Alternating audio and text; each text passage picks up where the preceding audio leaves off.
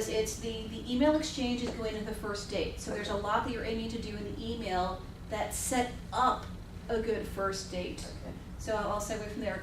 Eharmony and some of the other values-based sites, because there are a handful of them now, and they all like, whatever's popular, a few other will spring up, to replicate it. There's Chemistry from Match, there's Eharmony, Yahoo Personals used to have one. Some of the other sites will set up like a secondary option at their site for like a little bit of personality stuff that you can do. It's like, oh, you're here. Do you want to answer a few more questions over here? And we can like recommend people to you based on your temperament or personality type or things like that. So just like extra stuff. Sometimes we think that, oh, good, it'll do the work for me. And I know couples in different ages. I know couples in their 50s, 40s, and 30s, happily married in more than just like 3 months, like for like a while now. Where in some where they've just been married about a year, so it's not just like, oh, this was like the internet from 10 years ago. They've met through Eharmony.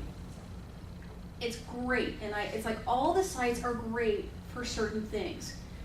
To me, internet dating, the goal of it is as a tactic for meeting people.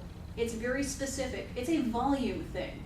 It gives you one place to go to essentially kind of like meet a million people who are the majority of, I'll say 90% of which are actually single and real. Some like maybe they're divorcing, well their divorce isn't complete yet, who knows, it's generally you want to wait till they are actually divorced. You might meet for coffee before, but it's like pretty much you want to wait until they are divorced. It's not that it's a numbers game in a bad way. It's a volume thing for you to go in one place to meet a lot of people and filter and search. It's efficient for that reason. However, it's still only 20% of relationships start from meeting online. For goodness sake, keep doing it. Do a handful of other things as well. You don't have to do a million other things, but it's like, go to a social dance, go to a dance class, don't sign up for something for like, I have one guy like, should I go take this class for the next 3 months? No. I'm like, pretty much everything, I'm like, give it about a month, because you don't know if you're even gonna like it. It's like, go give it a month, don't sign your life away. Go to a fitness class, go to an activities club. There are ones by age group. So, and there's some stuff, and I'll email you. There's stuff for each of the age groups where it's like, go find stuff in your area, do some of that. How do you find them? I'll tell you. I'll email you. It's like, so it's the email exchange. After you've got a handful of people you want to email with, start to email with them.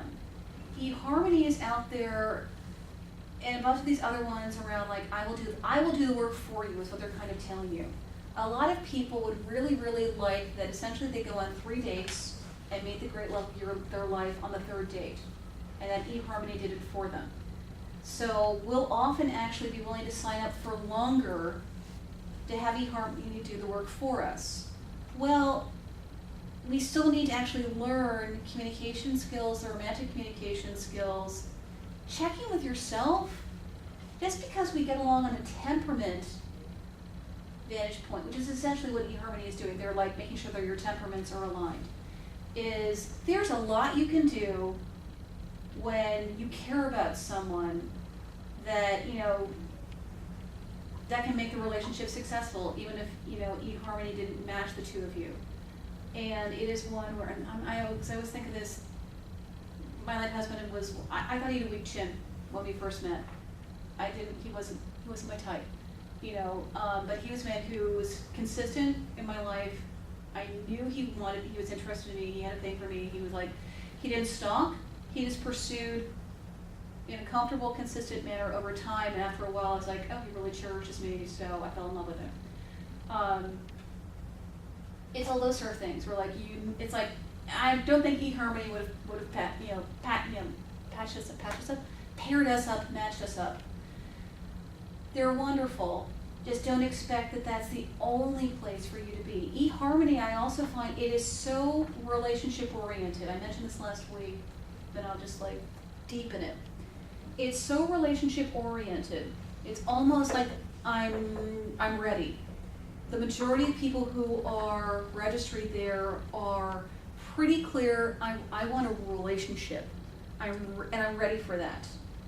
So it's one where if you haven't been on a date for a little while, you pretty much need to it's like active warm-up when we're gonna go work out. You need to go do some active warm-up first. And even if you really want a relationship, you still need to go do active warm-up beforehand, because there's typically something where it's a little bit of baggage. It is, I say I want this, in actuality I'm going to end up wanting this. It's not that it's out from left field, it's just typically we need to refine, and actually going on dates and meeting people and stretching ourselves a little bit and conversing with them does that. And then we're like, oh, I've been on a number of dates now, so I'm probably actually much more accepting of a variety of temperaments. I'm much more accepting of the fact that, someone else, the guy I'm with really likes this sport. I'm not in love with it, but it's okay. Because I hear some people where they think that we're supposed to be, our interests are supposed to be nearly identical for us to get married. And you want an overlap. However, you do want, please, that both of you have some other interest, because you're not going to be together 24/7, and you don't want to be together 24/7. And part of the wonderfulness with relationships is actually what helps us each do. Your partner, your spouse, helps you to grow slightly. They're going to be annoying at times. You're going to be annoying to them. I know, can we believe it? We're going to be annoying to them in some way, at times.